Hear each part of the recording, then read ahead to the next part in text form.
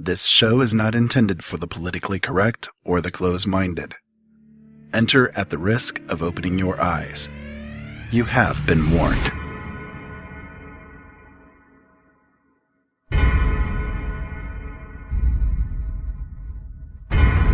Why does the media attack an issue? To get primetime ratings? In my line of work, you got to keep repeating things over and over and over again for the truth to sink in. The Army Air Forces has announced that a flying disc has been found and is now in the possession of the Army. A moment comes when we step out from the old to the new, and when the soul of a nation, long suppressed, finds utterance.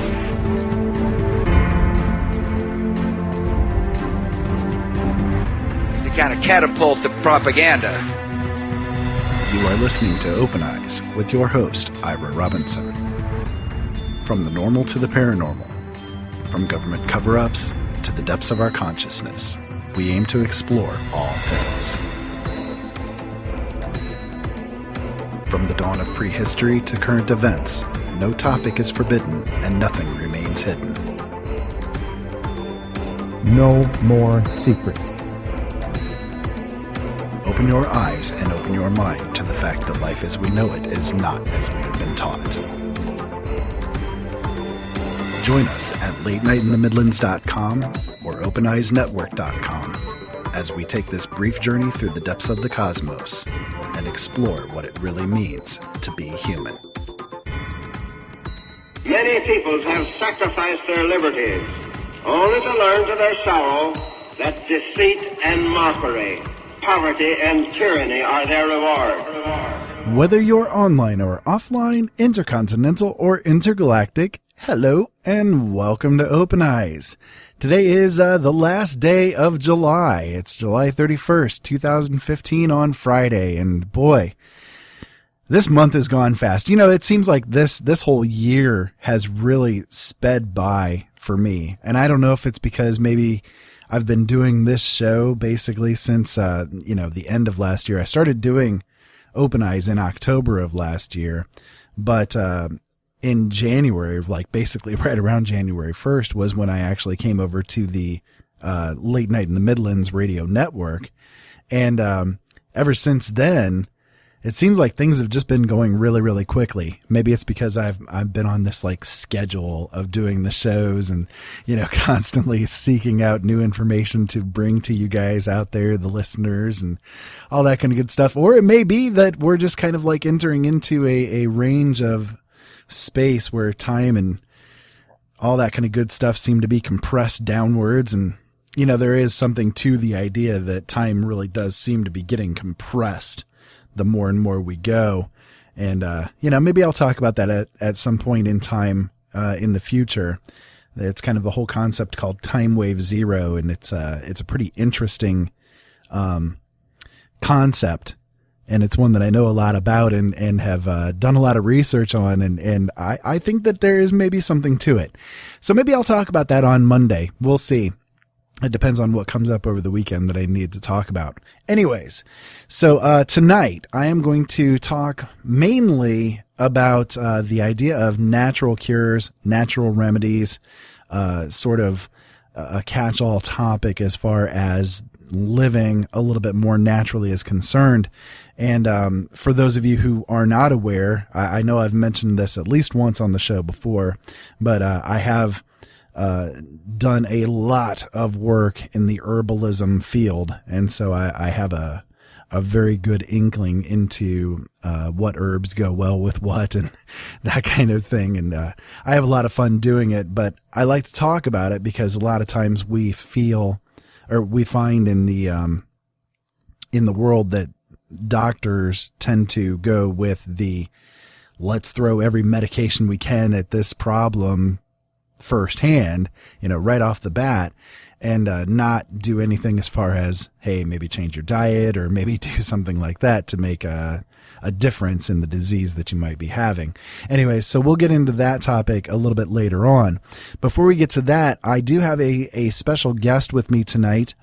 You've actually heard her on Monday on Open Eyes, as well as last week on Brothers at Arms. I wanted to bring her on for at least the first half of this show, and I'm going to try to convince her to be on for the whole show tonight.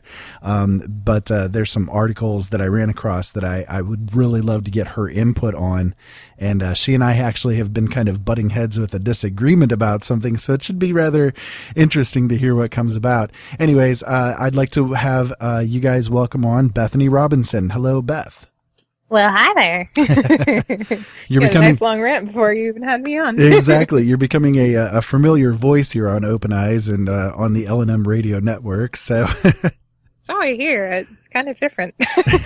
More people know me. Oh no, you're becoming known. Right? I like staying anonymous. It's nice. So, yeah, we have a couple of stories for you guys that have been floating around and circulating in the news here lately, and I definitely wanted to get Beth's opinion on at least a couple of them because, well, as you guys are well aware by this point in time, she is a very passionate young lady, and she knows her stuff, so... Raised me to be opinionated, so that's what I am. Exactly. And, you know, maybe I did that knowing in the future I'd be doing these radio shows and I'd need your backup on stuff. Right. Well, I think a lot of that is just, genetics since, never mind. Yeah, both of us are loudmouths, so. Before we get started, though, I want to make sure to give a quick thank you to the L&M Radio Network for hosting us over there at lnmradionetwork.com. They've been broadcasting our shows now, again, like I said, since about January, and now they've picked up as well Brothers at Arms and Adventures in Autism. They've been really supportive of me, and, well, I've been really supportive of them, too, because I've helped to build the site and the station up to what it is at this point in time, and really been having a great time doing it. I'd also like to give a quick shout out as well to K98 Talk. K98 Talk, you guys have been having me for a while now, and I really appreciate that you guys are running my shows over there too.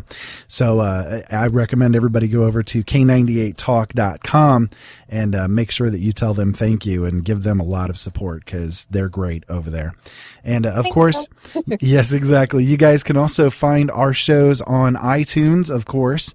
All you have to do basically is look up in the iTunes search field Open Eyes and go to the podcast there.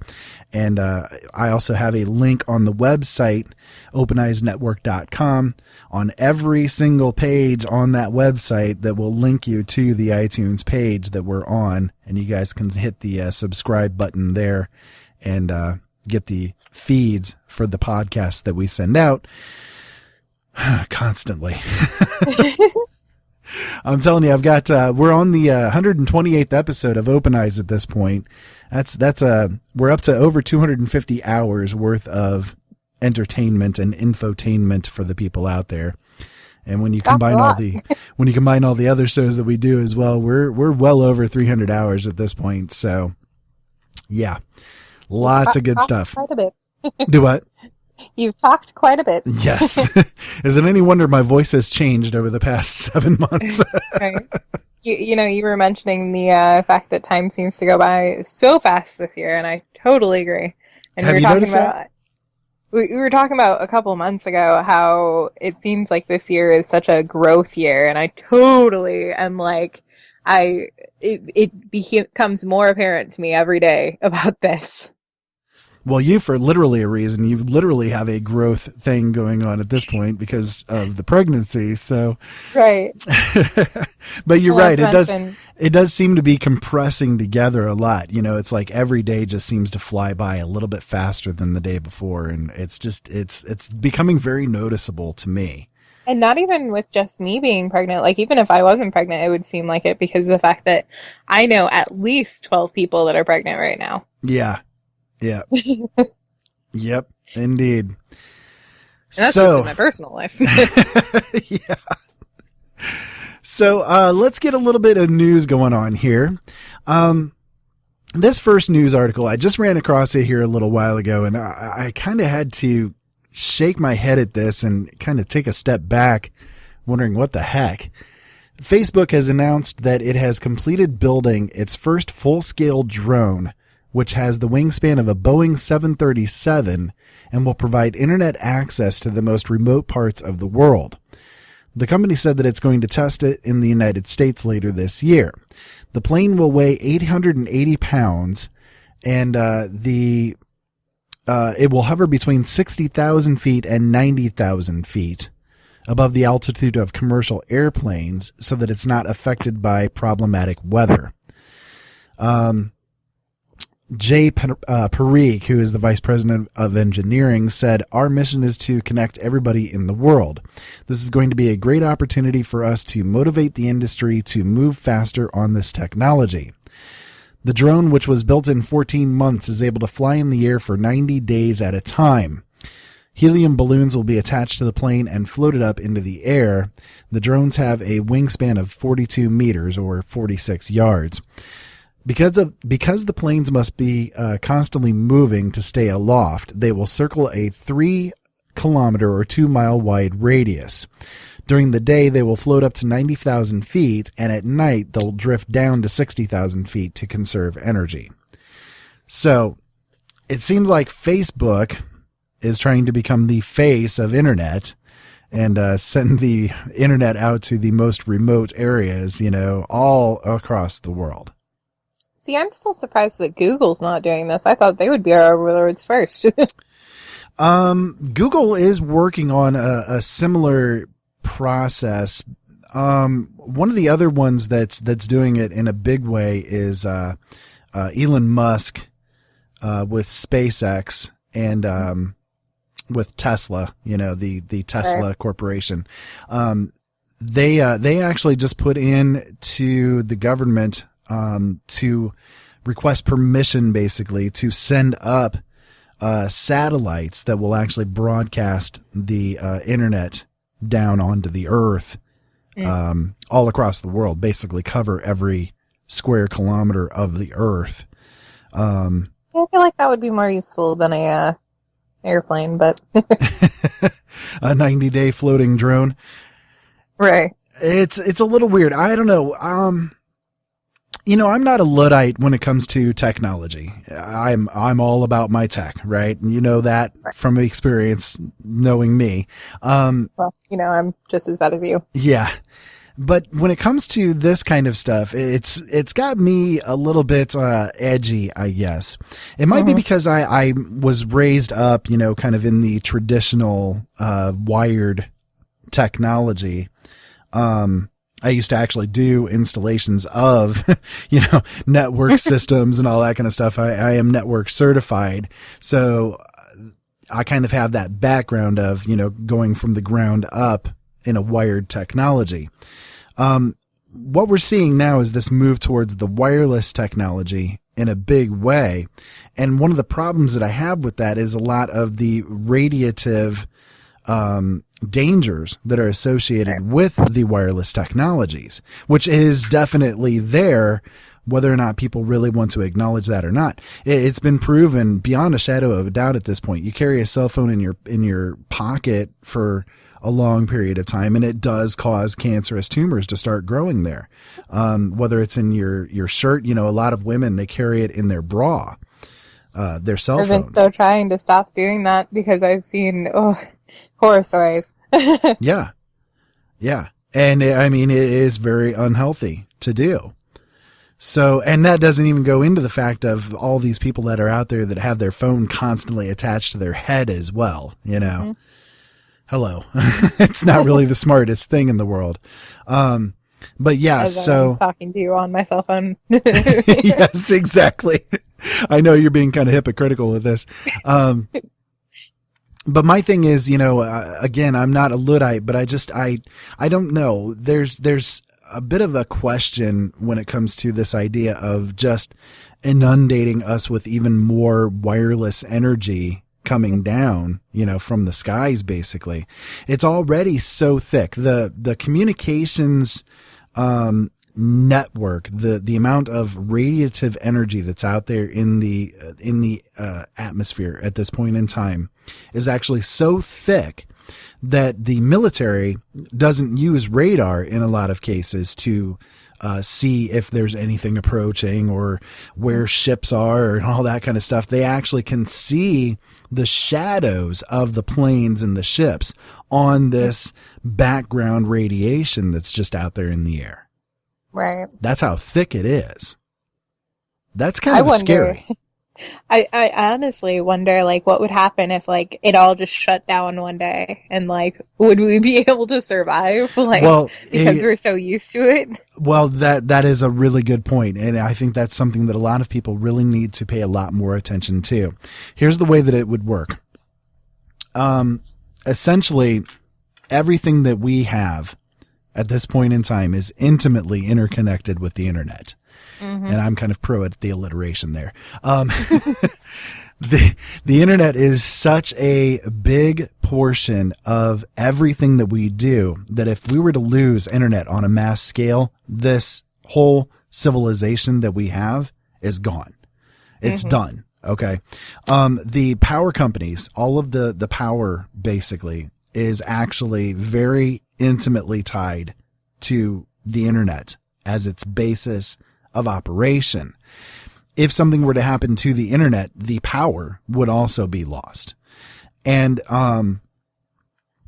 well, one example that I would give, okay, let me just give this as an example because I think that this is something that really could happen. Okay.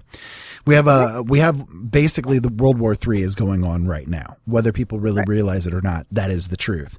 Not only in the, different little minor scale wars that are going on worldwide at this point, but also the fact that there is so much of a cyber battle going on. It's huge. I mean, if you people really start looking into the cyber warfare that's happening right now, you would be rather freaked out.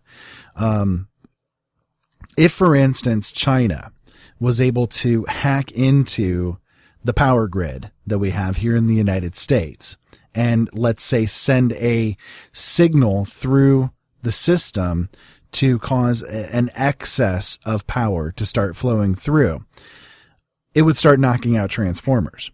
Okay. That's just the basis of things. That's what would end up happening.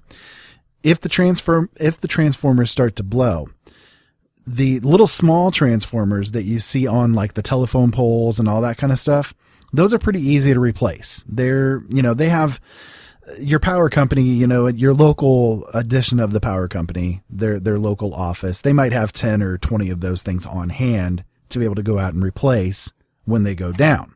They usually have 10 to 20 on hand just for, like depending on the area, the size of your area that you live at, they have enough on hand basically that if, like, let's say a big storm was to go through and lightning was to strike a couple of the transformers here and there and it would knock out, 5 or 6 of them. Well, you have enough on hand right there to be able to go out and replace them. Okay. But here's where the other problem comes in. We also have these gigantic transformers that are out there that actually control massive portions of the electrical grid. Some of these things are huge. I mean, there's a couple of them that are out there that are as big as houses. Okay, they're just ginormous transformers. If one of those were to blow, those things, each one of those takes a minimum of 12 months to build. And that's with the structure, that's with our infrastructure that we have working and in place at this point in time. Okay. So the way that things are right now, all things are working okay. It takes 12 months for one of those things to get built. Now, if 5 or 6 of those were to be knocked out in a row, which would not be that difficult to do given the state of our infrastructure, it's horrible. Okay. Let's just put it to you that way. Our infrastructure is crap. It is like 80 to 90 years old and it is literally falling apart. It is being held together by duct tape and prayers. Okay. I mean, there's a lot of places that I've lived that if a cow farted, the power is going to go out. That's how bad this whole infrastructure is. Anyways, if let's say something were to occur to 5 or 6 of those transformers at one time, There's none that are that are available right now to be a backup. They literally do not build them ahead of time because they are so massive and they take such a conglomeration of effort to build. Okay. So they don't have any of those as backup. If one goes down, they start building it basically from that point forward. So, and they use basically the others. They start overriding or overcharging the others basically so that they can work around it until it's replaced. But that starts to tear those down very quickly as well, right? Anyways, so if 5 or 6 of those were to be going down, it's going to take a minimum of 5 to 6 years from this point in time if everything was working well to be able to replace. But if 5 or 6 of those things goes down, there goes the whole Eastern Seaboard. Or there goes the whole Midwest. Okay. So, that's one stage. The second stage is that if the power goes down and if the internet goes down and if the, the whole grid like that goes down, then we no longer also have, the natural gas flowing through to be able to heat people's homes and to be able to run the other power supplies and on and on and on. Because a lot of those things are predicated upon the internet being there and upon power getting to the facilities that send those things out, right? The sewage system down, the water system down, the trucking industry would totally go down. And the scary part about the trucking industry going down is that if it goes down for more than, let's say, 2 to 3 days, it's going to take a period of 6 weeks for it to start operating back at its normal. Does all that make sense? Wow, your sound just went really, really horrible. I'm sorry, what?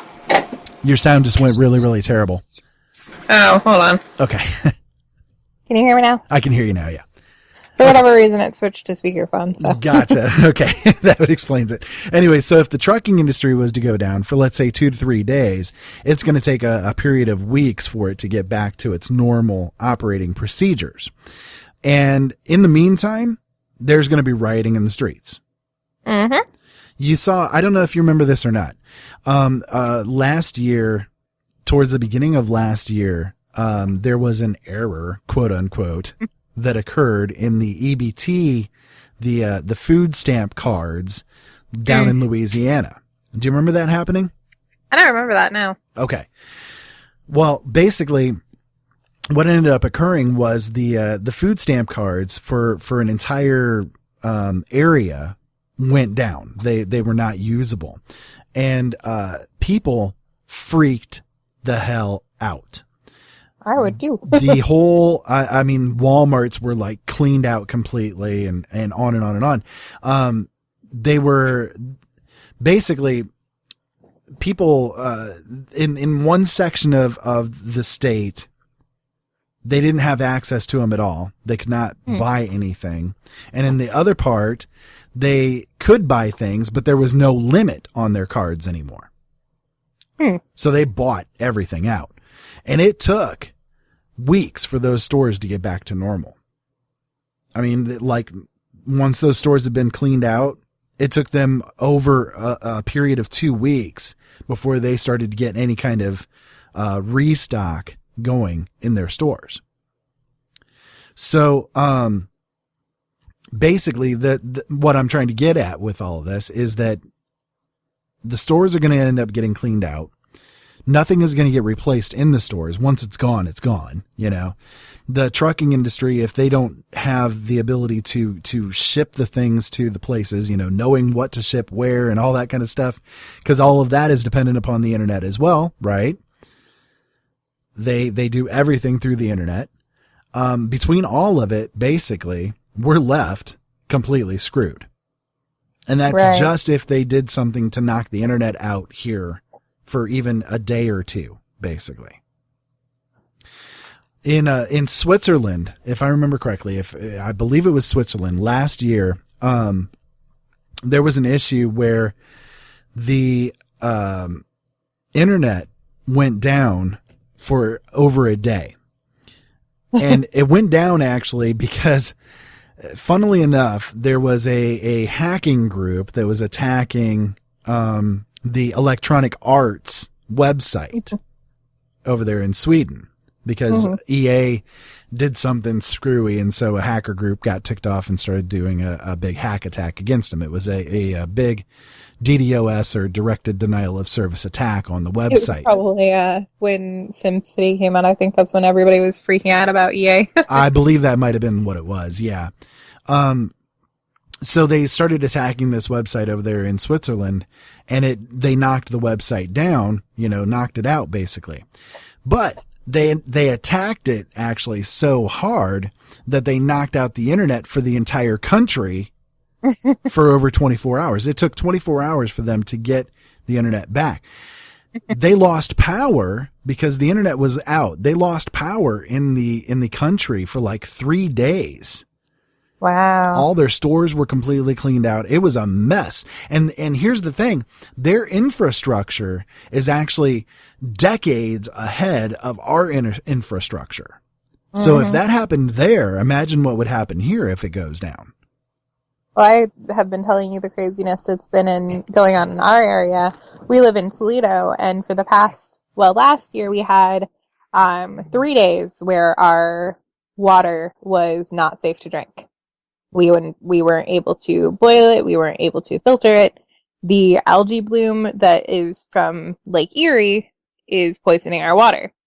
Now, they've been saying lately, within the last week or so, that it's starting to not be safe again. So today I went to the grocery store, the water was cleaned out, and it has been like that for the last few days. Yeah. And the problem with that algae bloom is that you can't boil it and you can't purify it. It's just done. Yeah. They're trying to chlorine burn it basically to make it so that it's drinkable again, but you have to wait a period of time for that chlorine to get out of the water, to leach out of the water before it's usable. Chris said he works over at the Walmart near us, and he said that he unloaded 1,500 cases today. Is that what he said? Oh, good God. Yeah. Oh, good God. No wonder he's tired. Yeah, I know. So yeah, I mean, that's just if something were to happen where basically the internet got tied together with one of these drone systems, for instance, or the satellite system, or everything basically goes wireless and is dependent upon that. What if something were to happen to this and it comes crashing down? Right. We're done. Civilization as we know it is done. And, it's been estimated. There have been a few government studies that have been done in regards to, if the power was to be lost on a massive scale, right? How many people would end up surviving? Well, basically what they've figured is that, if the power was to be lost widespread, through the United States, and if the internet was to be lost widespread through the United States, approximately 90% of the population would be dead within a year. Right. And I was just thinking, too, with the fact that you were talking about the radio signals and the radiation and everything that is happening with all of the internet, if the entire world was to be without internet for a few days, just how many people would get sick or die just because of the fact that it's this shock to the system. Oh yeah. Yeah, exactly. I mean, our bodies have kind of become addicted to and dependent on some of this crap, Mm-hmm. It really is creepy and kind of scary when you think about it, but it is the truth. I don't know. It's a pretty bizarre story to me, and it really brings in a lot of thoughts, and I didn't necessarily mean to cover for a half hour on just that kind of subject, but it's kind of important though. It is important to think about, because this is where that preparation stuff comes in, and the talk about what we're going to get into later with the natural cure stuff. Without the internet, without power, we need to come back to some of the old ways of doing things, because there's not going to be the ability to go to the local hospital or doctor or whatever and try to figure out what the hell's, wrong with you, or what can I do about this to solve this problem and all that stuff, It's just not going to be there. It's just not going to be there. So, yeah. Now, speaking of, all in all better for you. do what? Not to mention it's all in all better for you. Oh yeah, by far. And, so speaking of other strange technologically kind of, related things, I ran across another thing that, made me have to shake my head. I don't know about this one. Global Poultry Syndicate, KFC, or Kentucky Fried Chicken. You notice how they just do KFC now because they don't want to go with the whole fried thing, right? KFC is celebrating its 60th anniversary of operation in Canada, and it's introducing a special new chicken bucket to celebrate it. It's called the Memories Bucket, and it's not a mere cardboard box. It's also a Bluetooth photo printer, one that can interface with your phone and print pictures of your choice. I have to wonder how much this is going to cost. It's being given away as a limited release. Yeah. So my thought was, okay, you're going to take a selfie of yourself. Oh, I'm going to have these selfies done. Yay. I got to take a selfie. I'm eating some chicken here, right?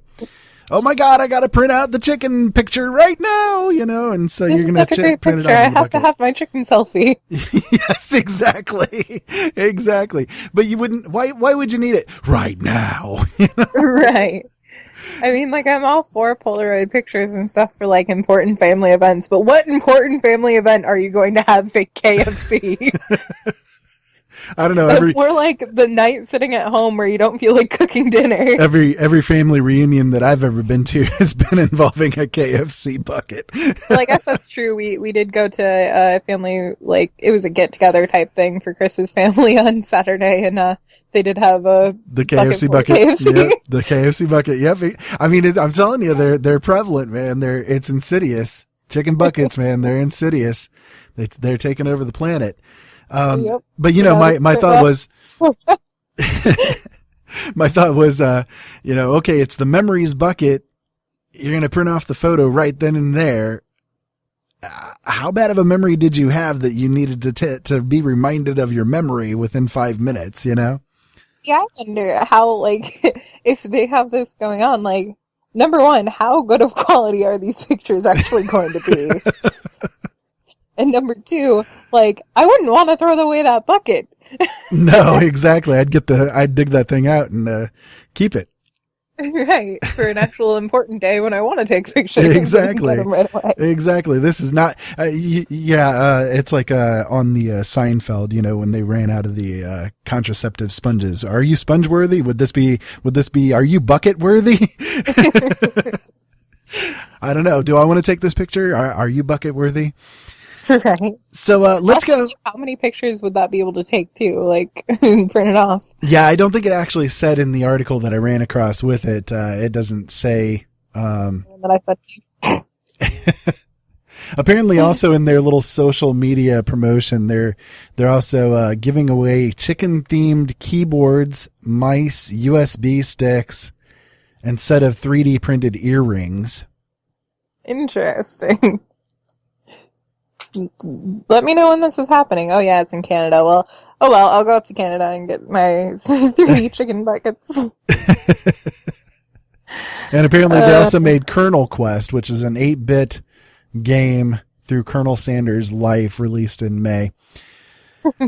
Interesting. Anyways, so let's go ahead and hit a break here real quick. And when we come back, I have one more article that I ran across that I wanted to bring up with you, and that is let me see here, how did they say it, sorry about the noise there, the bias free language guide that has been put out that people are supposed to be obedient to. Bias free language. Can we imagine what that's going to be about? Okay, so hang out with us. You guys are listening to Open Eyes, and you're listening to myself, Ira Robinson, as well as Bethany Robinson. And hopefully you guys are enjoying this conversation as much as we are. We will be back in just a few minutes.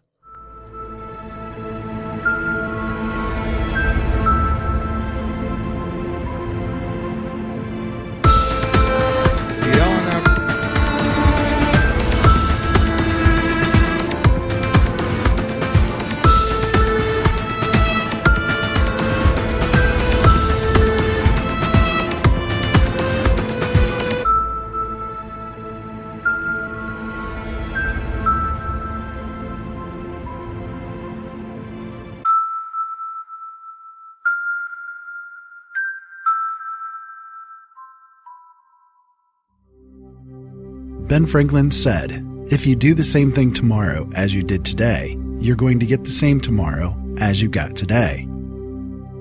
Changing the world starts with you, and changing you starts with changing the way you think. Late Night in the Midlands can help. Listen to all of our shows at latenightinthemidlands.com, because things really do need to change. Transmission. So I'll admit it, I'm a geek. I love anything science fiction or fantasy. I love to collect things that are related to the things that I like. There's a place that I go to find unique things. It's an Etsy shop that's called The Geeky Stitcher. They have some amazing and one-of-a-kind handcrafted collectibles on a lot of my favorite science fiction and fantasy related shows and movies. You know, geek stuff. They have things like gloves that look just like the TARDIS from Doctor Who.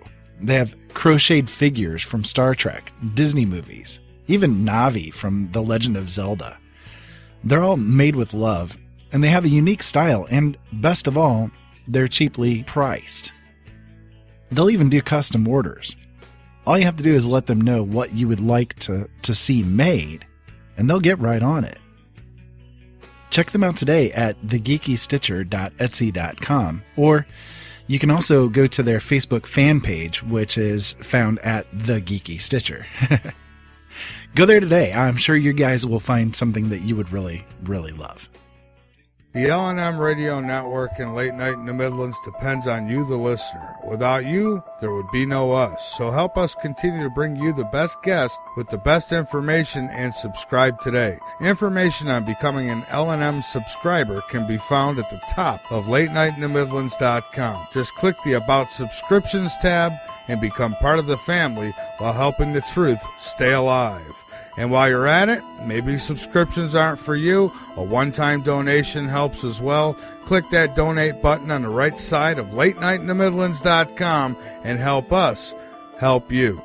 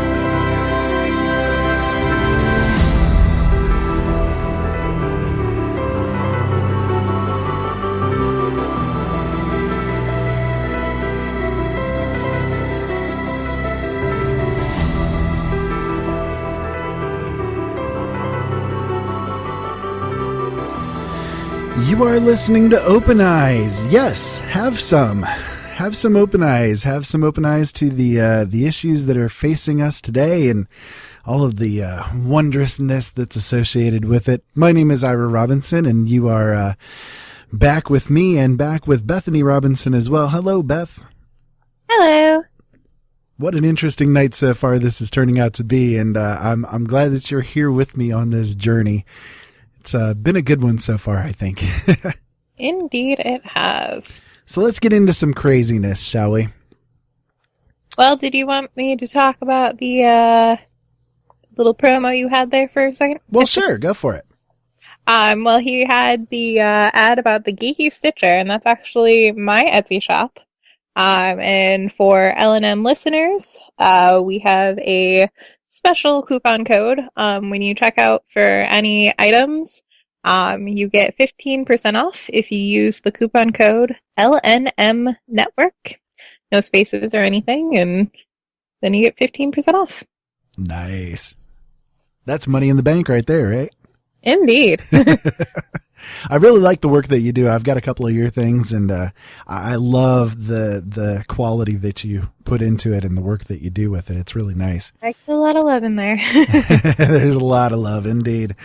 So, okay, so let's talk about the bias. Let's see here, bias-free language, shall we? Shall we? Alrighty. This is something that's put out by the University of New Hampshire, and it's their guide that they are trying to get all other college students basically to follow. American illegal alien, foreigners, mothering, and fathering are just a handful of words deemed problematic in their bias-free language guide. According to the university's website, the guide is meant to invite inclusive excellence in inter-campus communities. The guide defines words such as homosexual as problematic, offering same-gender loving as a more inclusive substitute. Similarly, a lack of gender-neutral bathrooms is, according to the university, ciscentrism.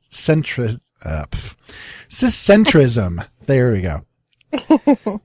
The university defines ciscentrism as a pervasive and institutionalized system that places transgender people in the other category and treats their needs and identities as less important than those of cisgendered people.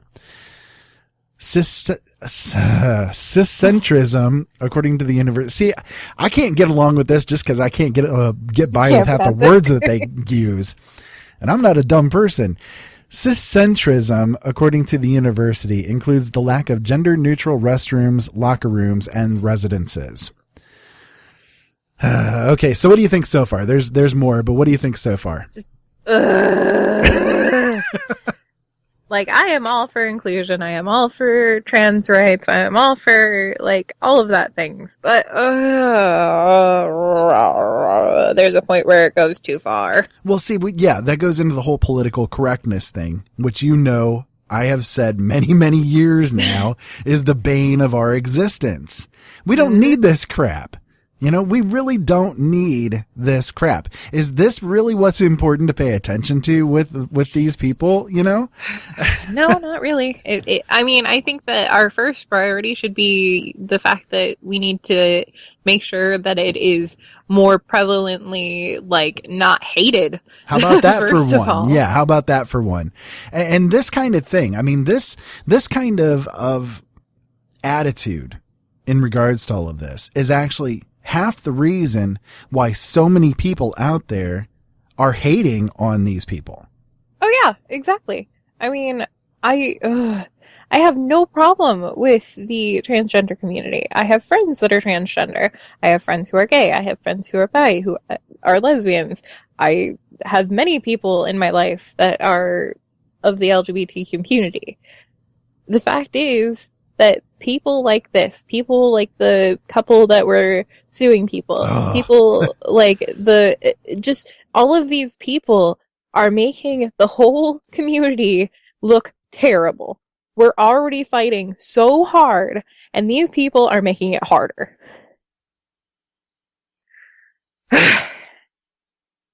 Do you see maybe that some of the issues in regards to this is like the militant side of that community? Oh, absolutely. It's the extremists one way or the other, right? Absolutely. But I wonder how much of it actually has been because of people actually infiltrating it to cause this kind of stuff to go on. You know, I do wonder about that. Like, honestly, like, I hate saying that because of the fact that I don't want people to think that, like, I don't care about it, because I do. But it's the fact that how many people are actually legit.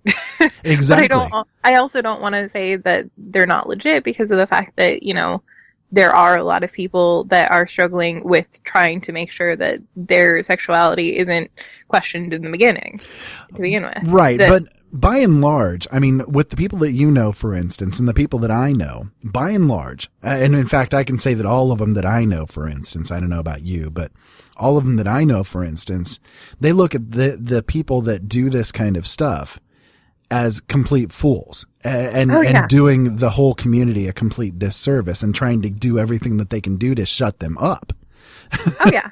I mean, I was talking to my friend who is in a lesbian relationship and is my best friend, actually. And she was talking the other day and she's like, I'm going to sue you just because you're straight. You're causing me to have bad thoughts because you're straight. Exactly. Yeah. You're making my life harder. Yeah, it's just like that. You mentioned that couple that sued the company. I don't remember what it was called, Sweets by Melissa or something like that. They're suing for $135,000 and won $135,000 for mental trauma. Just because they wouldn't bake a cake. Come on. And that's what I'm saying. That event right there, that was a militant extremist that did it. Yeah, exactly. That was a militant extremist couple that did that, right? And they are doing the whole community a disservice because how much of the other side has now rallied behind those people at that bakery and are hating so much on everybody else that falls under the category of gay or LGBT, Absolutely. You know, whatever. They're all getting affected by this now. Absolutely. And in a big negative way. And it was unnecessary. Mm-hmm. I mean, it's just, even with the, like, companies, this is not the first story that I've heard either. There was the pizza place back when that whole Indiana thing was going on. Yeah. And they are now out of business because of it. Well, actually, no. They reopened or whatever? The pizza place, yeah, they actually got a Kickstarter campaign started, or a GoFundMe campaign, and they ended up making over $3 million in donations. So yeah, they're actually planning on opening up another restaurant. The thing with that though too, and let me make this clear. This one is an interesting side note to that story. I brought out evidence on my show when I was talking about that same issue, proving that the news station that broke, quote unquote, that story, mm-hmm. actually sought it out. They were the ones that created the story out of nothing. And that caused this pizza place basically to have this huge backlash when they had no intention. They didn't go out and say, oh, we're never going to serve this and blah, blah, blah. The reporter went to their restaurant and said, would you ever do this? And they said, well, you know, we don't have any interest in doing that. And that turned into this whole big other story that then everybody started rallying behind on both sides with, and it just caused this huge issue. But the fact is that the media was the one that literally created that story out of nothing. My thing is with the whole, like, not serving people or not doing something based on your religion kind of thing that's been going on a lot lately. I personally see it as, if it's your job to do a service to a person, if you can't do that service because of your religion or your beliefs or whatever, personally, I don't think you should be in that job.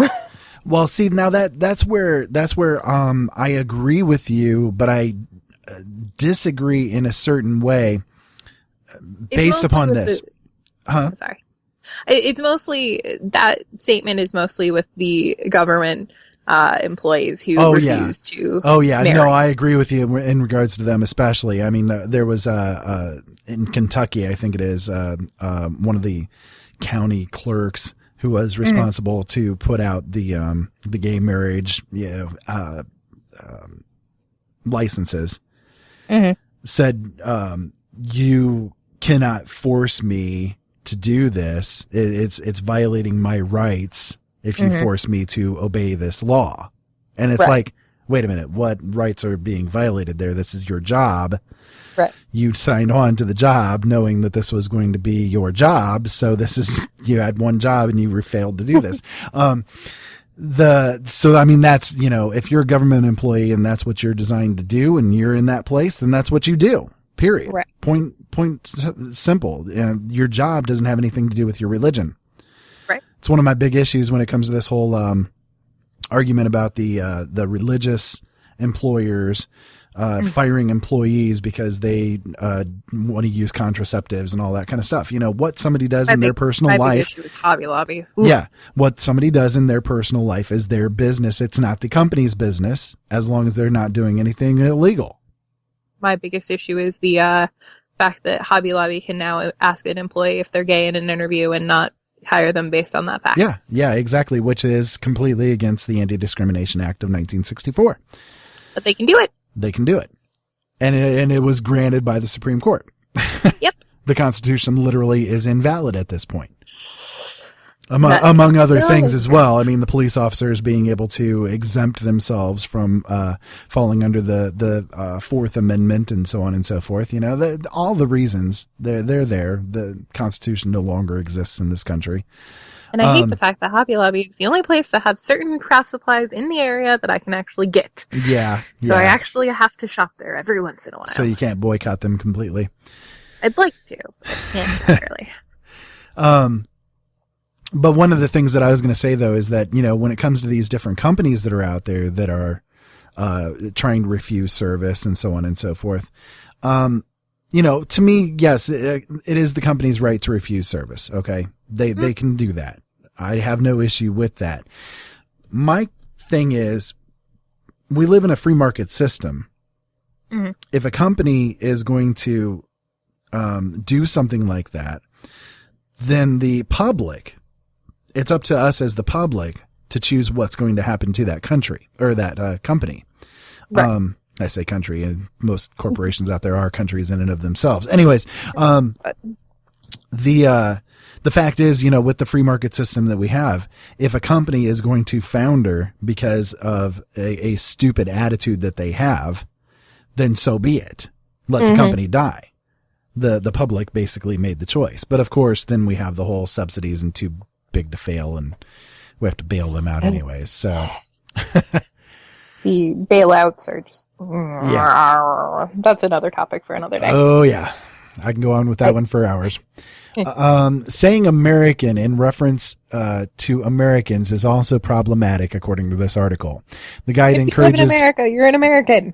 The guide encourages more inclusive substitutes such as U.S. citizen or resident of the U.S. What difference does it frickin' make? It's a set of words, right? It's the attitude and intention that's behind the words that makes the difference. The words themselves don't freaking matter. Exactly. I hate this stuff. I hate it. I hate the idea that people think that the words themselves matter. No, the words don't matter. It's the intent behind the words that matter.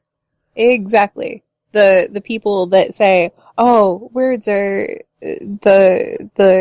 your words have power," and blah blah blah. Your words don't have power. Your intentions have power. Your emotions have power. The guide notes that American is problematic because it assumes the U.S. is the only country inside of the continents of North and South America. The guide doesn't address whether or not the terms Canadians and Mexicans should be abandoned in favor of residents of Canada and residents of Mexico, respectively. I love this one, too. The guide clarifies that saying illegal alien is also problematic, while undocumented immigrant is acceptable. The guy, Illegal alien I can kind of understand because alien's kind of a different thing, but the guide recommends saying person seeking asylum or refugee instead. Even saying foreigners is problematic. The preferred term is international people. along the same boat of the emotions have the power rather than the words. The fact that I could literally say something in Pig Latin and it would have the same meaning as long as I have the same intent.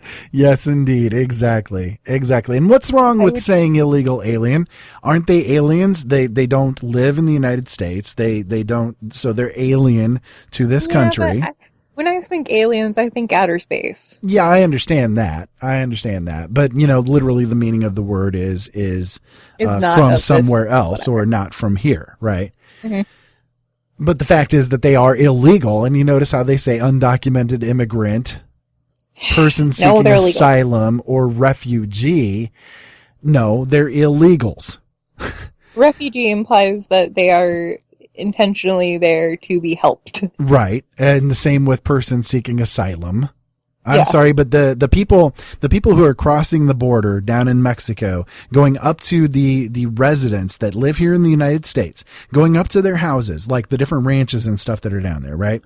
They are constantly inundated with people coming through their property, leaving trash, leaving the, on and on and on, all around. They actually have people coming up to their houses with guns, pointing at them and saying, you tell anybody that we were here and we will come back and kill you. Right. Okay, that is somebody seeking asylum? That is a refugee? No. That's a criminal who's here illegally. They're illegal. Let's get the term correct. You see, by them changing the terms, it softens it in people's heads, and it allows for them to say, okay, no, they belong here.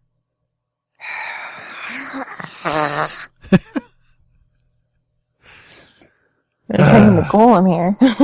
Using the word Caucasian is considered problematic as well and should be discontinued in favor of European American individual.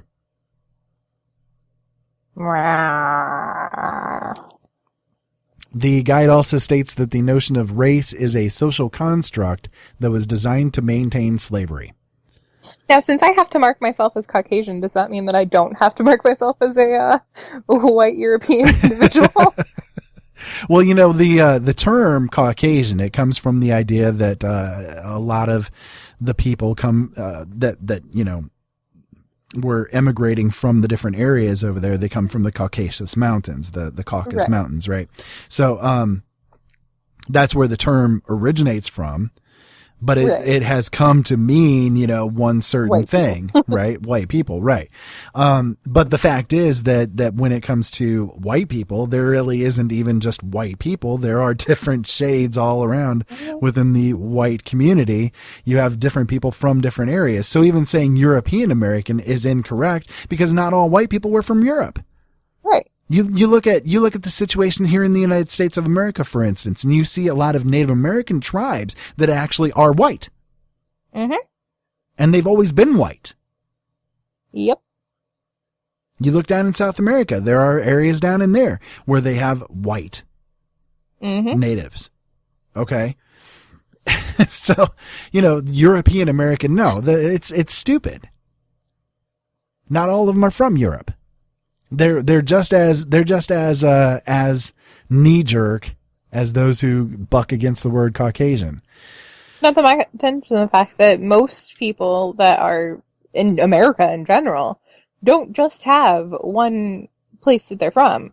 Like the fact that I'm German and Native American and Irish and a whole slew of other things. Yes. Like you can't just say white European because that's not just what I am. I know for a fact you got everything from black to German, Exactly. and everything in between. The guide also discourages the use of mothering and fathering so as to avoid gendering a non-gendered activity. Well, it's like the one day somebody yelled at me for calling an actress instead of an actor. We have feminine and masculine words for everything. Exactly. Like every other language does. Exactly. You look at French, you look at you look at the Spanish, you look at every language for the most part has a masculine and feminine version of words. Right. Just, ugh. For a reason. Yeah. For a reason. Had to take a drink there. You're good. I have to in a second here anyway. Even saying the word healthy is problematic. The preferred term for people without disabilities, the university says, is non-disabled. Similarly, saying... What if the disabled person is still healthy? Yeah. Similarly, saying handicapped or physically challenged is also problematic. Instead, they say that they should use the more inclusive wheelchair user or person who is wheelchair mobile.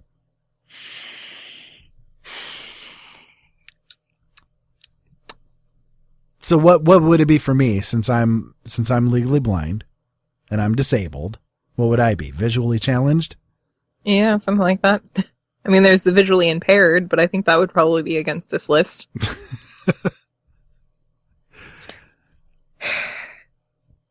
I'm darkness inclusive. That's what I am.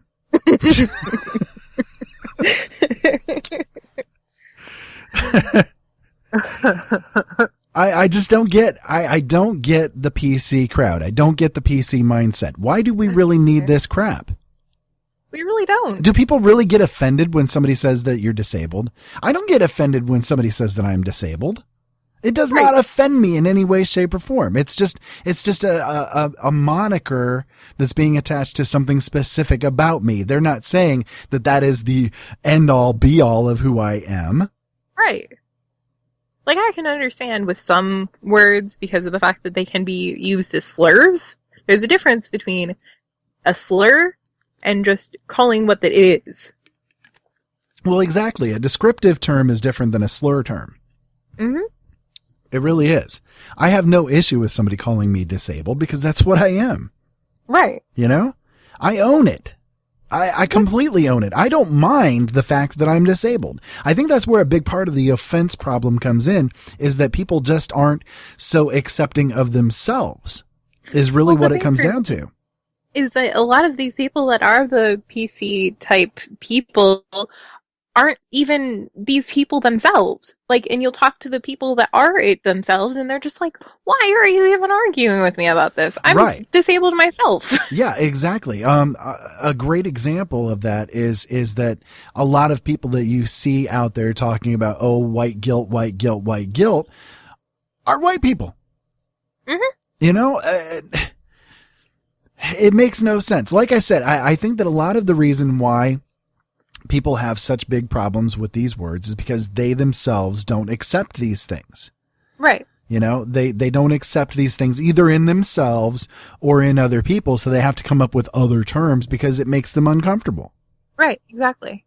Whereas people like me who really are disabled, I own it. I have no issue with who and what I am. This is who I am. It's part of me. Would I mind if things were changed? Sure. I would love to be able to see again, you know, but I'm not gonna sit here depressed and crying about it, you know? Right. I mean, you deal with the punches that life throws you, you know? Using the words rich and poor is also frowned upon. Instead of saying rich, we're supposed to say person of material wealth. And rather than saying a person is poor, they say that we need to substitute it with person who lacks advantages that others have, or low economic status related to a person's education, occupation, and income. Really? Really? Do we need to go through all of that bullshit just to be able to say that somebody's broke? Not to mention, that's not entirely why everyone is poor or broke. Exactly. Ooh, I'm a poor person. I live in a low economic area. You know why I'm in poverty? You know why I'm in poverty? Because I'm in poverty. Exactly. Well, a lot of it's because you're on disability and they don't like disabled people. Exactly. I need to be visually impaired and darkness inclusive. Right. Terms also considered problematic include elders, senior citizens, overweight, which the guide says is arbitrary, speech impediment, dumb, sexual preference, manpower, freshman, mailman, and chairman, in addition to many others. So we can see probably who this all is like coming from too. Right. The Bias-Free Language Guide includes a link to the university's Gender Pronouns Guide, which the university appears to have borrowed from the University of Wisconsin-Madison. They offer it as a starting point for using pronouns respectively. All you have to do is ask the person you're talking to What they would you prefer rather to be go called. by she, Yeah. he, or it, or whatever your preference of pronoun is. What would you prefer to be They will called? tell And I'll you. go with it. They will tell you, and you go with it. Yep. That's it. Yep. That's how you deal with pronouns. Yep.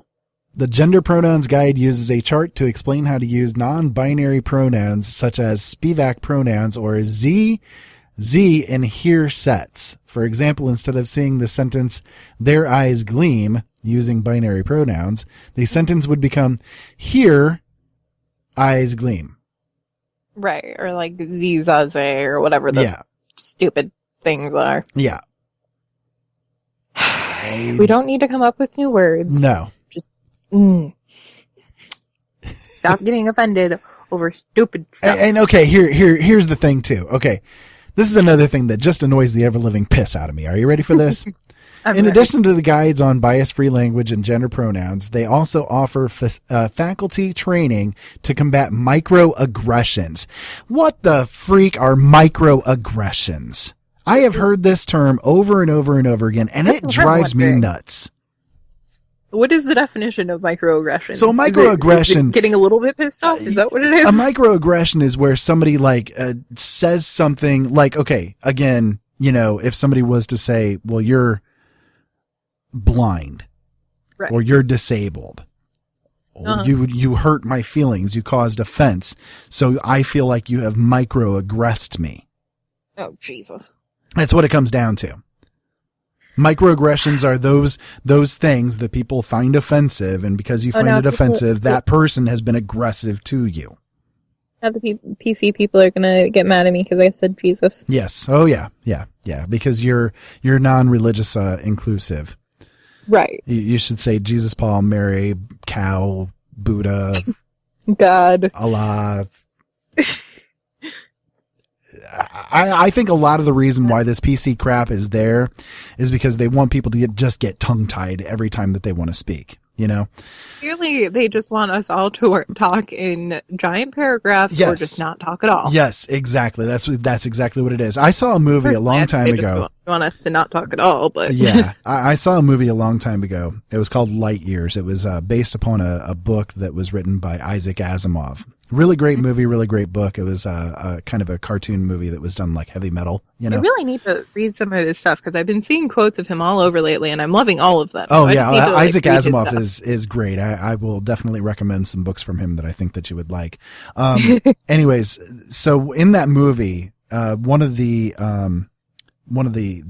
species that's in the movie is one that has its feet basically in all time periods, so past, present, and future. And whenever they would talk like, I was, am, were going to, or I was, am, are going to, go here, and I was, am, are going to talk about this, and on and on and on. And that where they had to break down that everything that they were doing was based, in this weird time. And that's exactly what it seems like this whole PC culture is trying to get us to do as well, is to do this whole all-inclusive thing. We don't need this all-inclusive crap. If I'm sitting here talking to you, for instance, I'm going to talk to you in reference to things that you know and understand, and I don't need to have all the other arbitrary bullshit that goes with it. Right. Exactly. Like, I could almost understand when you're talking to somebody you've never met before and this is a stranger, but it's still just, no, it's crazy. Yeah, it just doesn't make any sense to me at all. It really doesn't. And it annoys me. Yeah. It really annoys me. So here's okay. The training the university says explores the range of microaggressions and the culminating effects on those being discriminated against. Mm-hmm. Inviting inclusive excellence is apparently not all that abandoning the use of the word American will do for the university. In the university's words, each step of inclusion moves us closer to a full democracy. There's nothing democratic in any of this. And frankly, I get sick of people saying that we're in a democracy anyways. We're not in a democracy. We're not a democracy. We're in a republic. We're in a constitutional republic. That our vote actually matters and that we actually have a say in everything. Yeah. Which we don't. Exactly. This is not a democracy. The university defines inclusive language as communication that does not stereotype or demean people based upon personal characteristics. And they encourage people to understand that it's not a means to censor, but rather to create dialogues of inclusion where all of us feel comfortable and welcomed. My ass. I'm sorry, but this will not make me feel inclusive and welcome. No. This will make me feel frustrated. And annoyed.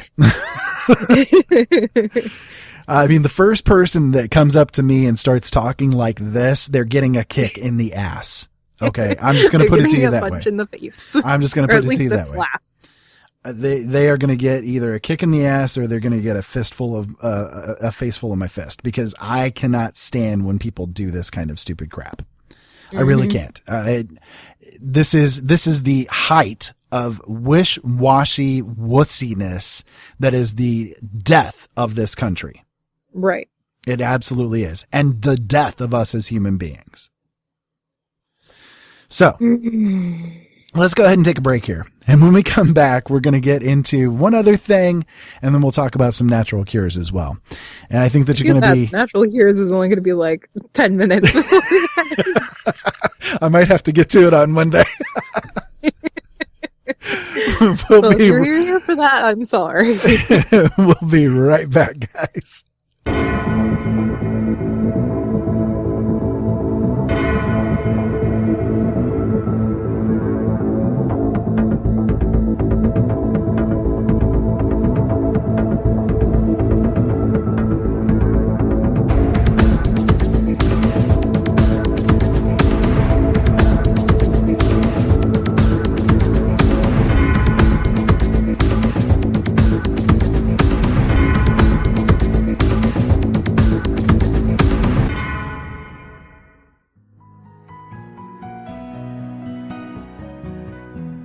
The Late Night in the Midlands radio network is deeply devoted to you, the listener.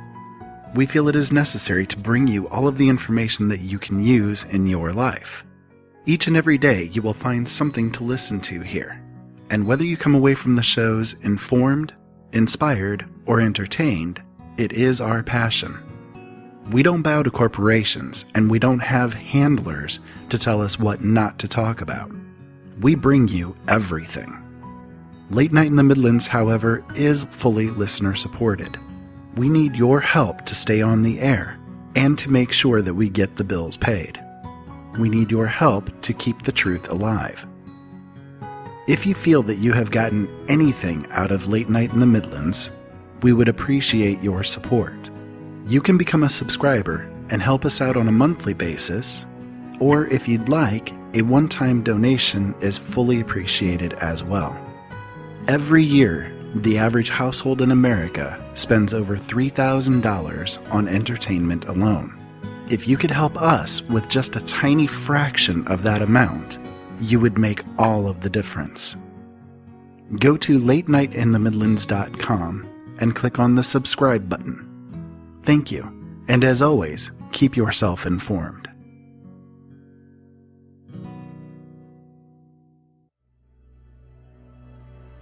The rising rate of autism is not just concerning, it's a disaster. No matter what the cause of it is something that everyone should be acutely aware of and actively helping out those in the community that have it. That is why Adventures in Autism was created.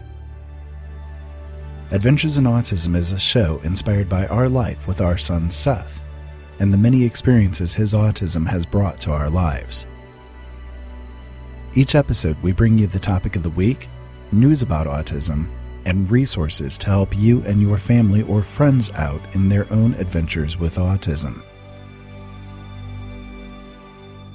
Tune in Mondays at noon and midnight on lnmradionetwork.com or openeyesnetwork.com and get involved in the community. Let our experiences be an inspiration to you.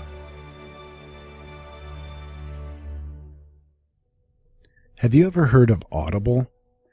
Audible is a website with hundreds of thousands of audiobooks. They're all high quality, easy to listen to, and, best of all, if you take advantage of a special deal that we've worked out for you, you can get one for free. That's right, a free audiobook of your choice in any genre, simply by going to audibletrial.com/openeyes and signing up for the free trial. It's simple to do, and it would support the shows that we bring to you, and hey, you get a free book out of the whole thing. So why not take advantage of it today? Go to audibletrial.com/openeyes and sign up for the trial.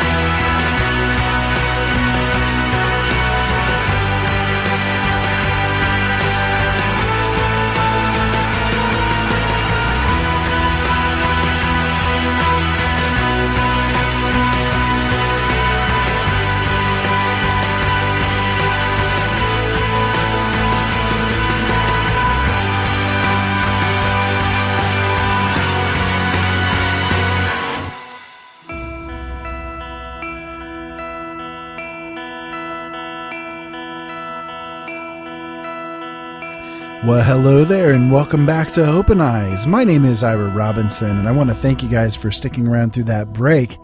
I definitely appreciate it. So tonight has definitely been an interesting episode thus far, and I've been really enjoying the ever-living hell out of it.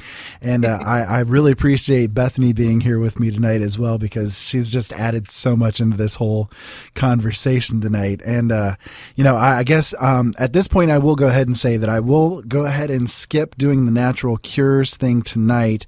I'll make sure to do those on Monday. So make sure that you tune in on Monday if you're interested in hearing about the natural cures.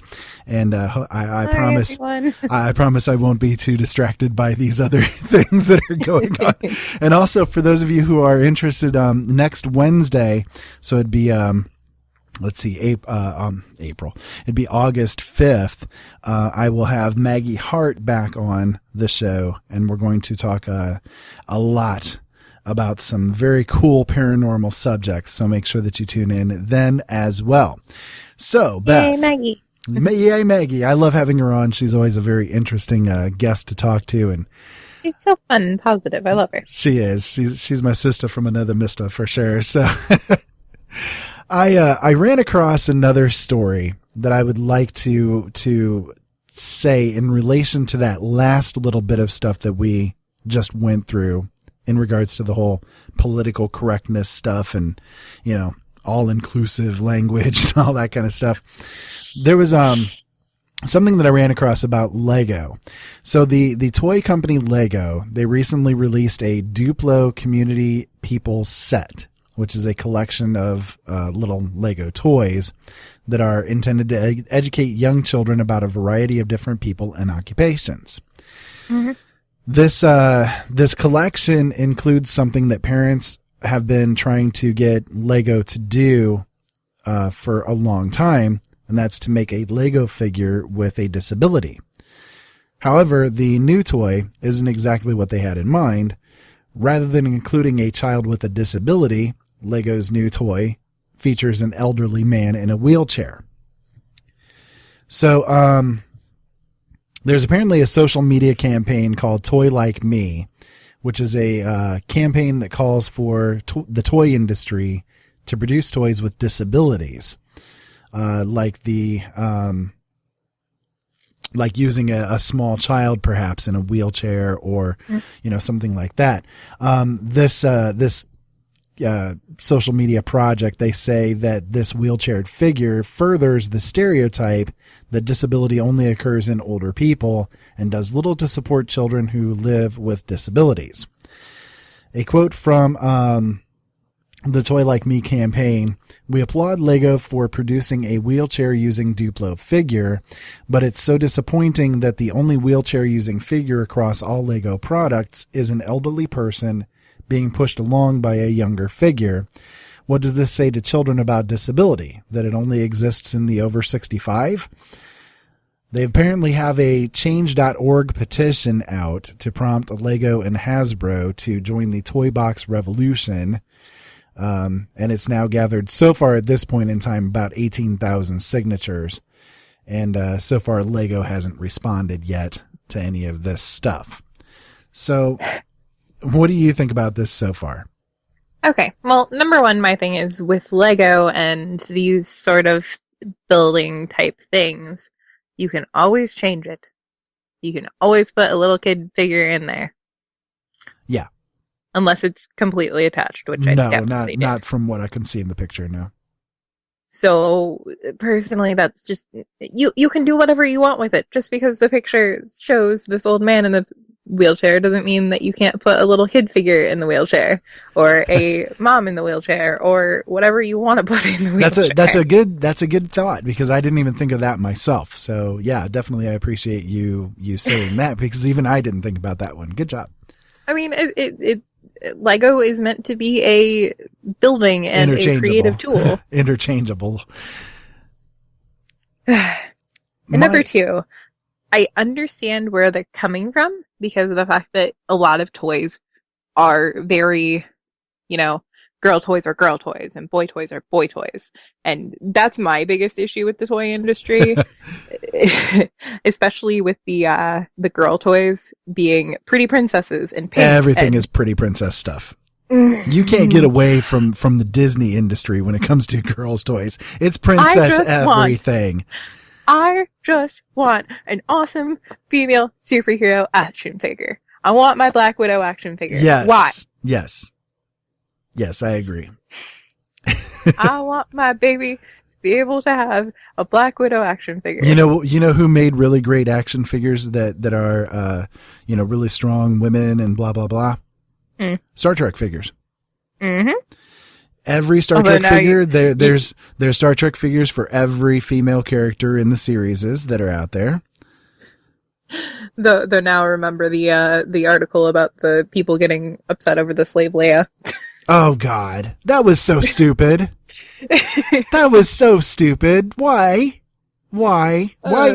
start a campaign trying to get rid of the slave princess Leia? Come on. I mean, I understand the fact that it is one of the strongest female characters in that series. Well, one of the strongest female characters in most female anything. Yeah, science fiction series, period.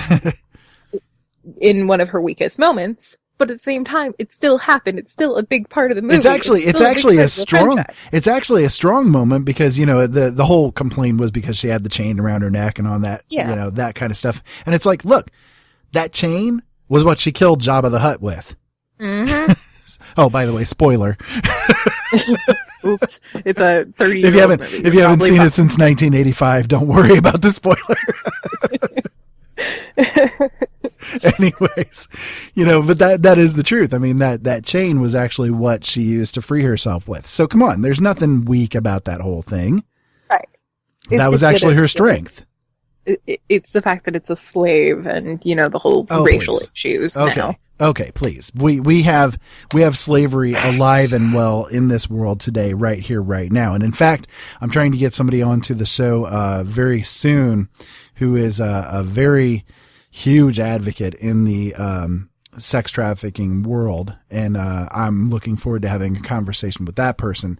I'll definitely let you guys know when that comes out. I live in one of the biggest sex trafficking cities in the country, so Right, exactly. It is alive and well right now. There's 1.2 million people trafficked every year. 300,000 of that is children. So slavery is definitely alive and well. Why don't you do something about that instead of saying, okay, well, I'm offended by this figure being there? Did you actually do something to help slavery that day? No, you didn't. So I am shut offended up. by your offense. Yes. If you did not actually go out and actively participate in freeing a slave that day, or doing anything like donating money to freeing slaves, or advocating that slaves need to be freed, or putting into the public light that slavery still exists, shut the hell up, because you didn't do anything. Right. Stop being so offended by everything and actually take the damn time to do something about what you're offended by. And maybe then you won't have to worry about it. Stop trying to make it go away and actually do something about the frickin' problem. That's the problem I have when it comes to this whole politically correct bullshit that's out there. They don't do anything to actually solve the problems. They just want to put it underneath a rug. When you have the political correct mindset, you're not doing anything to change things. You're just hiding it under a rug so that people don't see what the problem is.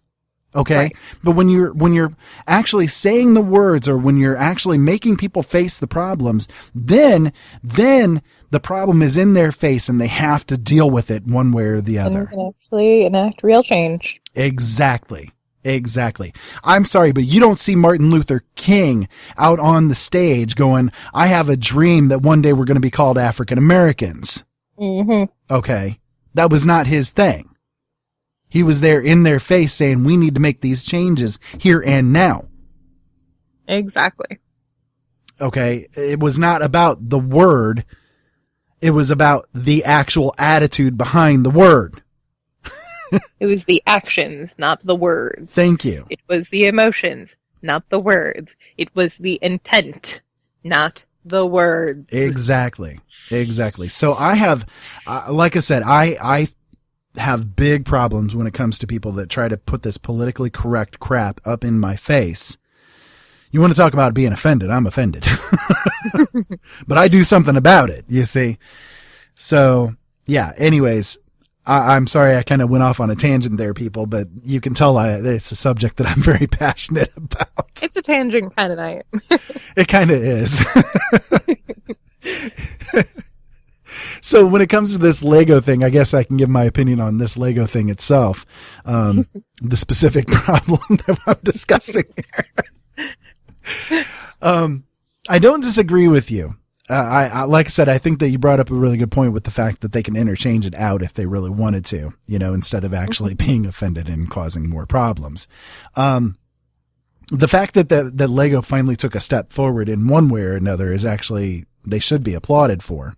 Right, exactly. Because they at least made a step, right? They're not specifically trying to offend your specific child. Stop thinking that your child is the only child that has these issues. Okay. Right. I don't get offended by people talking about kids with autism, even though I have a kid with autism. Right. I don't get offended by what people have to say about, autism and on and on and on, because, well, they're not talking about my child specifically. Right. It's like when people go out and try to, speak out against Christianity or, say anything about, well, I need to speak my mind about Christianity and so on and so forth. They're not talking specifically to you. They're not trying to remove your religion. They're the whole thing of the fight against Christianity, and they're trying to destroy Christianity. Freedom of religion. They're not trying to specifically destroy your faith. There's nobody knocking at your door with a gun to your head saying, you stop believing in Christ right now or you're going to die. You don't see that crap here. Okay. Nope. And until you do, shut up. Anyways, not to mention freedom of religion, the thing they keep spouting, freedom of religion implies that it is freedom of religion for all religions, not just yours. Right. You got it. So yeah, it's not, to me, it's not as big of an issue as what it's really being made out to be. Well, it's like we were saying with the whole Target thing, how the one day they were talking about the fact that they finally allowed breastfeeding, and then the next day they were complaining about the trophy. It was like literally the next day they were complaining about the t-shirt that said trophy. You get one step forward and then 3 steps back because people want to complain about something. Yep, exactly. So instead of applauding them for taking the step forward, they get lambasted. Mm-hmm. Change doesn't happen overnight. No. Things happen over time. You got it. You got it. I ran across another article. Let's get really offensive to people here. I ran across another article that basically it goes into the idea of mental illness and how a lot of people out there, and I do mean a lot of people, I have seen this so many times, these specific things, so many times, and it absolutely drives me nuts. People that use mental illness as an excuse to be like getting attention, basically. Okay. So attention whores using mental illness as the basis for it. So here's some signs that I ran across that, if you fall into these kind of categories, you're probably using mental illness, whether you have it or not, doesn't matter. You're still using mental illness as a way to get attention, as opposed to maybe even actually having it. Or if you do have it, using it as an excuse just to get attention. Does that make sense? I think so. Okay. So even if you do struggle with some kind of anxiety or depression or whatever, you're probably exaggerating a really large part of it all for the attention and the excuses that it provides to you if you fall into some of these categories. Okay. So for instance, and see, okay, let me get this clear too. Before we start, I have to give the disclaimer of everything. I have no issue with people with mental illness. Okay. Don't take offense. I'm not talking about you. I'm going to get offended. I'm not naming somebody here specifically. So if you find offense at what I say here, it may be that you yourself are doing these things and are feeling a little bit guilty about it. I always have to give that disclaimer. I hate to, but I don't want to offend anybody. Who said that? Anyways. If I haven't offended you yet, I will get to you shortly. You got it. If you use your mental illness as an excuse to be an asshole to other people, then you're probably using it as an excuse. So like if you don't call, when I say that because of my attitude, it's because I'm pregnant, does that mean that I'm using it as an excuse for attention? If you don't call somebody back, it's not because phones give you anxiety. It's because you're an inconsiderate butthead. If you don't show up to a friend's birthday party, it's not because you're bad in social situations. It's because you're an inconsiderate butthead. If you take your stress out on your significant other constantly for no reason, it's not because you're depressed. It's because you're an inconsiderate butthead. Apparently I'm an inconsiderate butthead. Mental illness, although convenient, is not a catch-all reason to treat people like crap. I have to disagree. I knew you would. I have social anxiety and depression. Uh-huh. These I know. These, the audience necessarily doesn't. So, when it comes to social situations and things of that sort, if I'm having a bad mental day, I'm not going to make things worse by going into a situation that I'm not comfortable with. See, I understand that. Basically what it's saying, though, is that you're using those things as the excuse to not do what you're wanting to do, instead of like trying to actually break out of your mental disorder. You're just falling into the category of using it, basically. Mm-hmm. So not necessarily saying that you just have it, and so therefore you kind of fall into that category, but it's more if you use these things all the time as the excuse, it's probably the fact that you're using it to seek attention. So let's go on, and you'll see why I say those things, because there's more. Okay. You're constantly sharing crap about it on social media. So every time that somebody writes a powerful words or something or on whatever website about their struggle with anxiety or that kind of thing, then you share it, and you share how to date somebody with blank, whatever it is that you have. You share 7 things that only people with blank know. It's your whole identity, and you're constantly reminding people that you are sick and brave and in a permanent struggle against the world. Okay, I do that, but I don't do it all the time. So you don't fall into that category.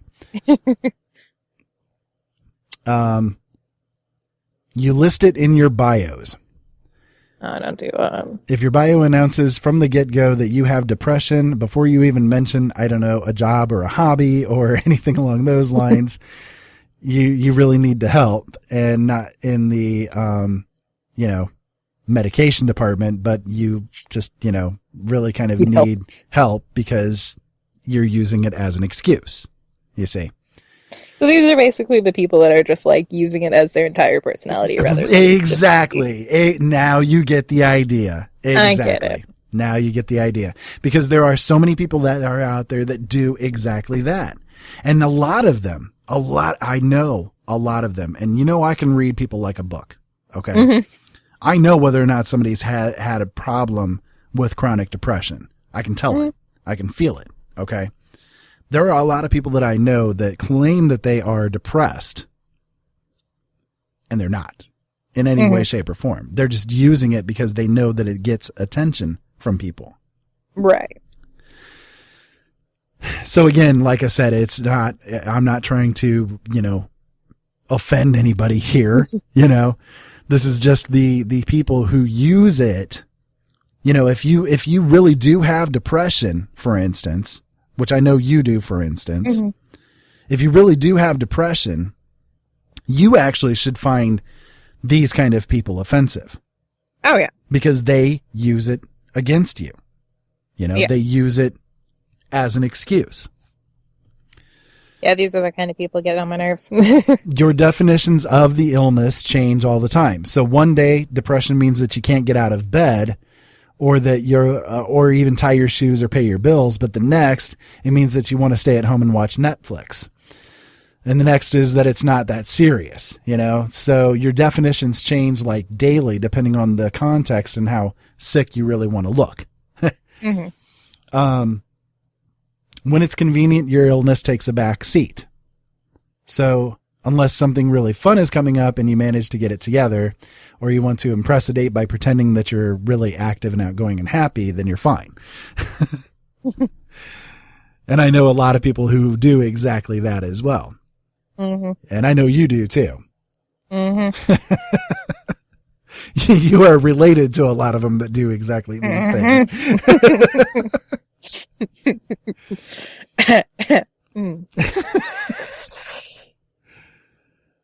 So if you think it's still a controversial thing to announce to your Facebook friends that you struggle with bouts of anxiety, you're either living under a rock or looking to be a martyr. It's not controversial anymore. Everybody is open about their struggles with mental illness, and posting stuff about you shouldn't be ashamed of your depression, girlfriend, blah, blah, blah, is just redundant. If you need to announce it, fine, but don't pretend that you're being brave by saying that you're sad sometimes. I mean, I almost understand with that one, just because of the fact that mental illness does still have a stigma, but Not it's even getting better. close. Not even close to what it was 20 years ago. Not even close to what it was 10 years ago. And not even close to what it was 5 years ago. At this point in time, there is nobody that's not impacted one way or the other by mental illness. We're all impacted by mental illness. I am mentally ill like crazy. Listen to my show at any reasonable point in time, and you're going to hear how crazy I am. Okay. I literally introduce myself to people as, hello, my name is Ira, and I am the strangest person that I've ever met. I have no problem being a little weird. Now, I like this one because this one I talk about sometimes, on my show when it comes to the emotional addictions, right? Even though your relationships have clear patterns, you don't accept that they might be your fault. It's never you. It's always your string of completely unique exes who all just happen to be terrible people and just couldn't accommodate your illness. Cough, cough, Taylor Swift. Yeah. Next time you'll date someone who, quote unquote, gets you. Now, this one is definitely proof positive. You're not really ever trying to get better. So maybe you take medication, maybe you're in therapy, but when it comes to the behavior that you're doing over and over again, you're not interested in doing the hard work that is required to overcome mentally ill behaviors.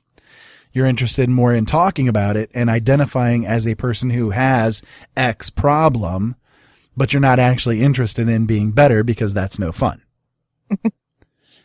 And then finally, and this one this one is the main reason why I wanted to bring this up, because I see this so many times.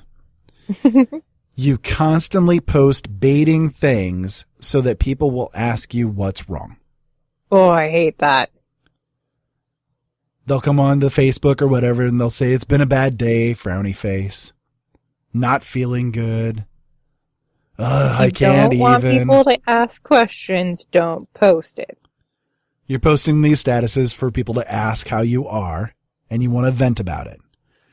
Everybody's got problems, and you're using the feel sorry for me card over and over again, and it's incredibly irritating for everybody that's around you. Oh, there's this one certain person that I'm thinking of that I was dealing with this every single day from, and for a while there, I was kind of just intrigued by it because of the fact that the drama excited me. And then it got to the point where I couldn't freaking stand it anymore. And she always would post stuff like that. She always was talking about the fact that she has different mental problems and her anxiety and the fact she doesn't have a job because of the fact that she has the depression and the fact that she's autistic and blah, blah, blah. And just, ugh. See, that's exactly the type of person that this article is talking about. Now I understand. Now you understand. Now you get it. You see, you bared with me to the end, and I appreciate it. You got offended there at first, didn't you? I did a little bit. See, yeah. I microaggressed you, didn't I? A little bit. I'm really offended. I can't be your friend anymore. Yep. Well, you're not my friend, so. Well, I can't talk to you anymore. Oh, okay. Bye. So anyways, you're listening to Open Eyes. We're no longer talking to Bethy. She won't be here anymore. Anyways, yeah. The fact is though that when you look at things like Facebook and Twitter and all that kind of stuff, you look on there for even 5 minutes and you're going to run across people that do exactly this kind of stuff over and over and over again. You look in their timeline, like there's somebody that I know that, I can go to their Facebook timeline and look back in their history and I can see every single day, 3-4 times a day, they're talking about, oh, things are so horrible. Things are so bad. Oh, blah, blah, blah. And most of the time they just put on their, like I was mentioning there at the end, frowny face or I can't even, or I just can't deal with this crap or whatever the case may be. Right. And they're literally just looking for clickbait. Right. That's all that it is. They're just looking for somebody to come up and say, what's wrong? What's the matter? Blah, blah, blah. And it does drive me crazy because there are people that are out there that have real problems. There are people that are out there that have real problems with depression. Okay. Real serious problems with depression. I used to suffer from depression myself. Okay. I don't anymore because I learned how to avoid depression. Okay. I can teach people how to do that. 99% of the time it works.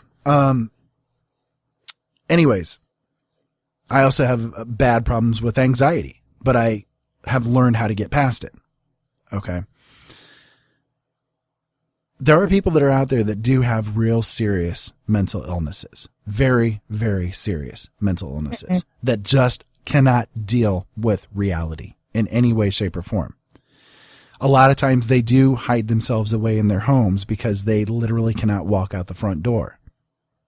You know, there are people that are out there that cannot walk out their front door because they are so afraid of the open. Yeah. There are people that are out there that cannot even look at a cotton ball because it scares them.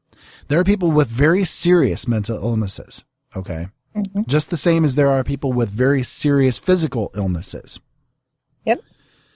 When you as a person use these mental illnesses as an excuse to look for attention, in other words, being a drama king or queen,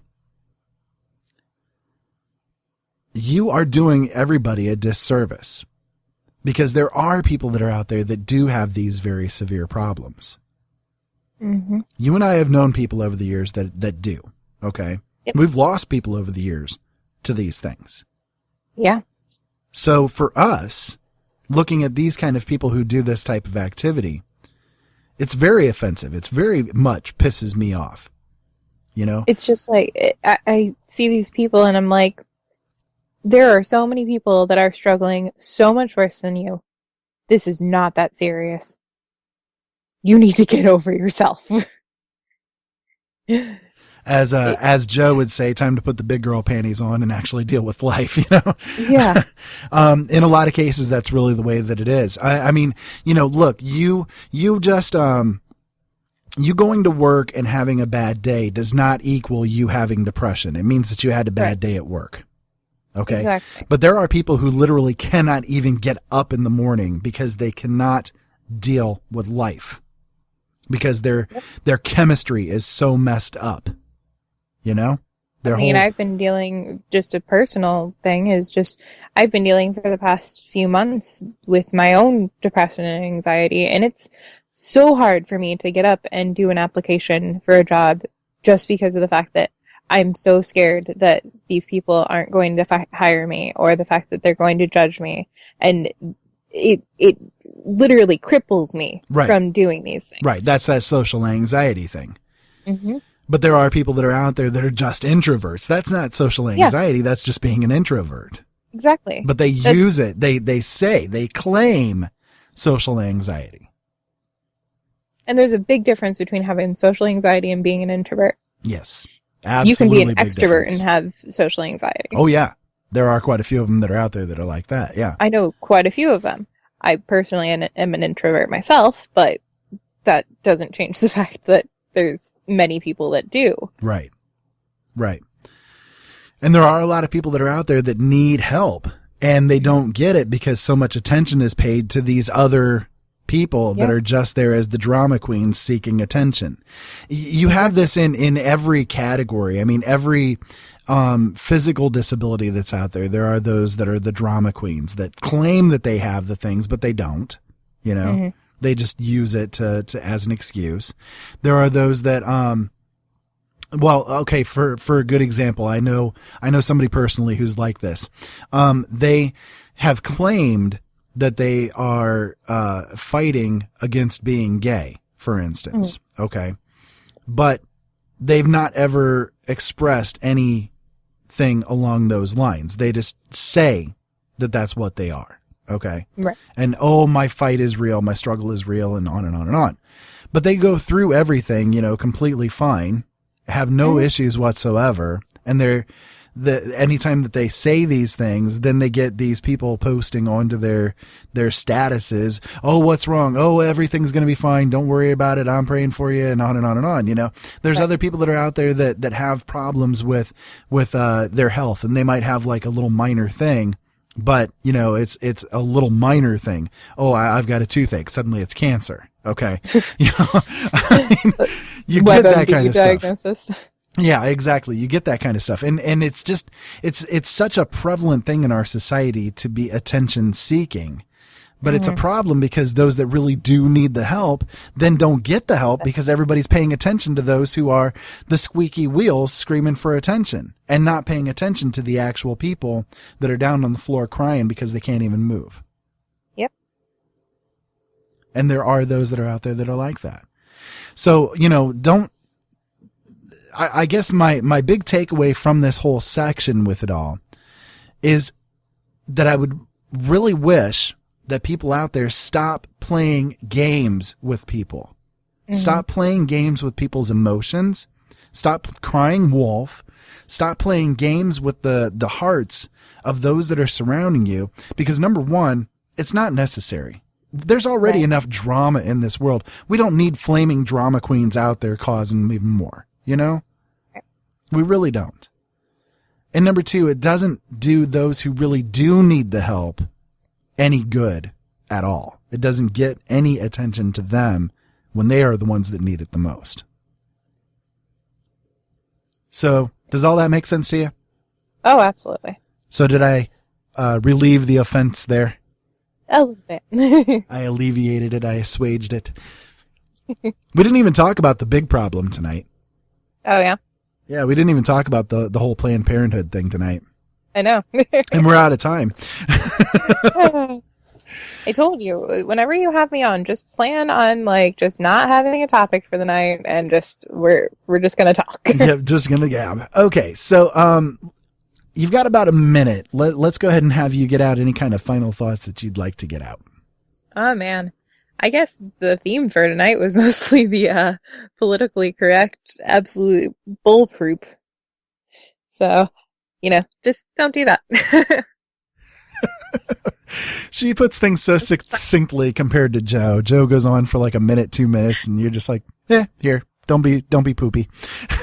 Don't be a douchebag. There you go. Don't forget to be awesome. There you go. Exactly. Well, folks, I hope that you did enjoy this episode tonight after all, and I hope that you don't walk away from me offended and all that kind of good stuff because, you know, that's never my intention. That we intended. Yeah. It's never my intention to really make people angry or anything like that. It's just my intention to get attention onto the issues that should be paid attention to. So, if you'd like to go to the show notes for this show, I'll have links to all of the stories that I talked about tonight as well as some other things. You can go to openeyesnetwork.com/OE128. If you want to go to my Facebook or Twitter pages, those are at Open Eyes Network on both of those platforms. You can also find me at Ira Robinson on both of those too. Make sure that you go to iTunes and hit the subscribe button on Open Eyes podcasts, and you guys can get them all as soon as they are published. We are, as always, publishing Mondays, Wednesdays, Thursdays, Fridays. I do a lot of work for you people out there, I'm telling you. Anyways, and if you want to send me any kind of email, you can send it to feedback@openeyesnetwork.com. I'm sure I will hear from the people who were upset by my topics tonight. Again, on Monday, make sure that you tune in. I'm going to talk to you guys about the natural cure stuff, and I will get to it. I promise you. It's a very important subject to cover, so I will make sure to give you as much information about that as I can. Make sure that you also go to OpenEyesNetwork.com and go to our archives and listen to all the shows that we've brought you in the past. Until next time, keep safe out there and have fun, and thank you so much as always for listening.